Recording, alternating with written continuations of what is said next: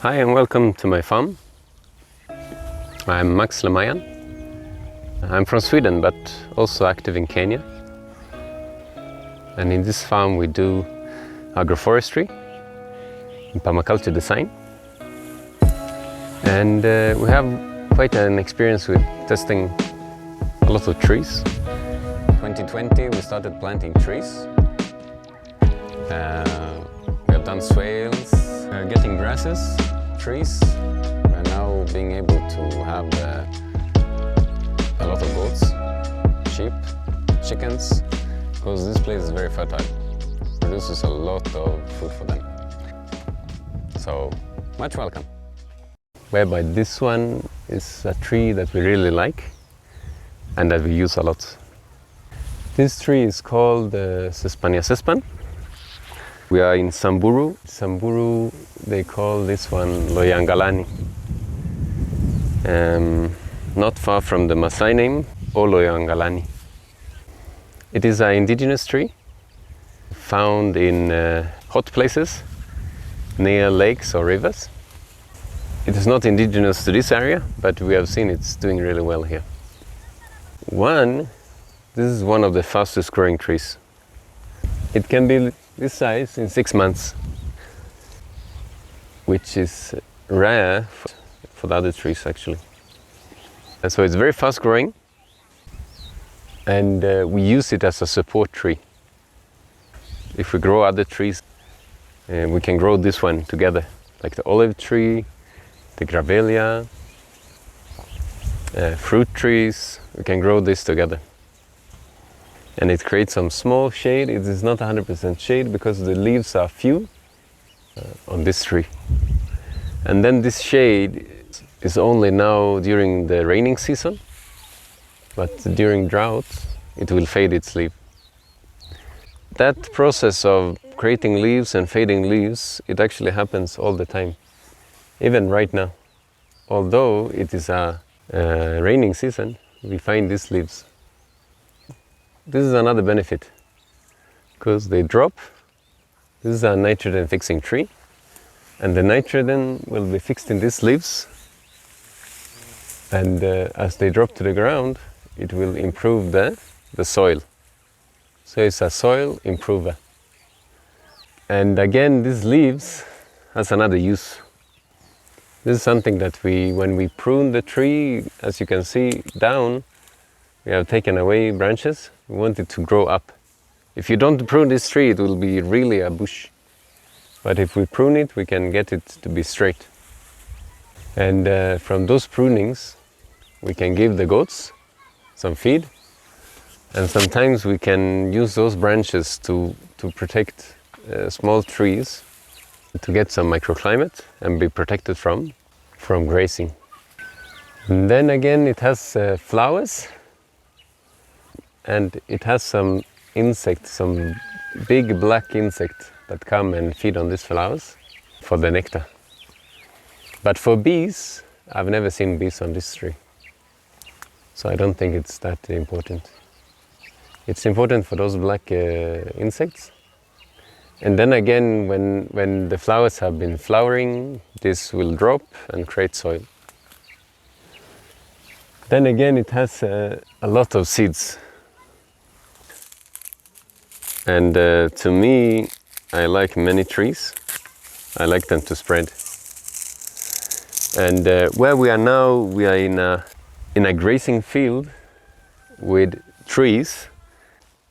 This place is we normally keep this place not grazed for the whole year, but only to be grazed during drought.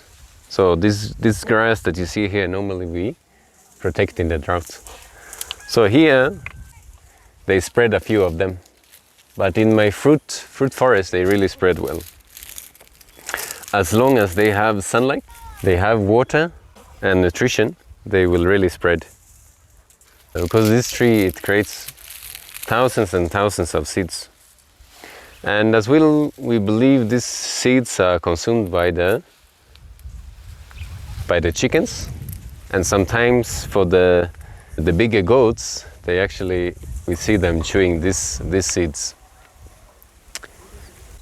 And then we also use it for planting.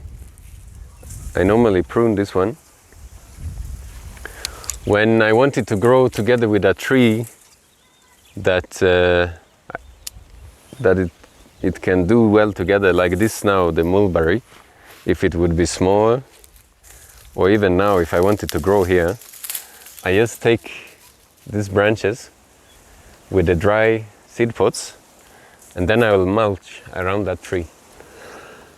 And you will find many of them will grow. So these are the seeds. The green ones are the ones that will germinate easily. So if they stay on this tree for too long, they start drying up too much, and it can be hard for them to germinate. Bigger prunings from this tree, if we can prune, if we actually after some years, like this tree behind me, we can actually find a bigger tree just this side. After some years, the tree become very big. And this is like the final size it will be in this place. If we will now have a drought, yeah, most likely this one will die. And if it dies, it becomes now a very nice firewood.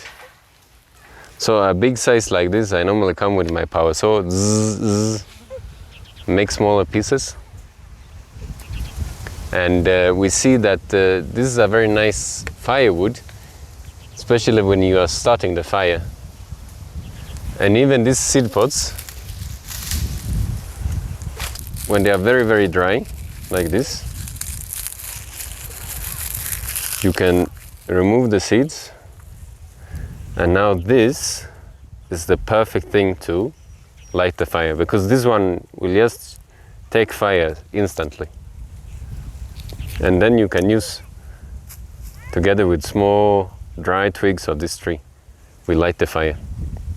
And then when the fire has catched well, we rather use the acacia trees, we rather use the gravelia tree, or other trees. Even the leucaena, those are the ones we use for firewood. But this one we use when we start the fire. It's not our best firewood, because it burns very quick. It's actually very light. It doesn't contain much. So it's good for starting the fire, but to prolong the fire is not very good because it doesn't have any charcoal. It will just burn quickly, and after some 10-20 minutes it will be the jifu, the ashes, but no charcoal. And you can see, like here, it is now protecting this olive tree.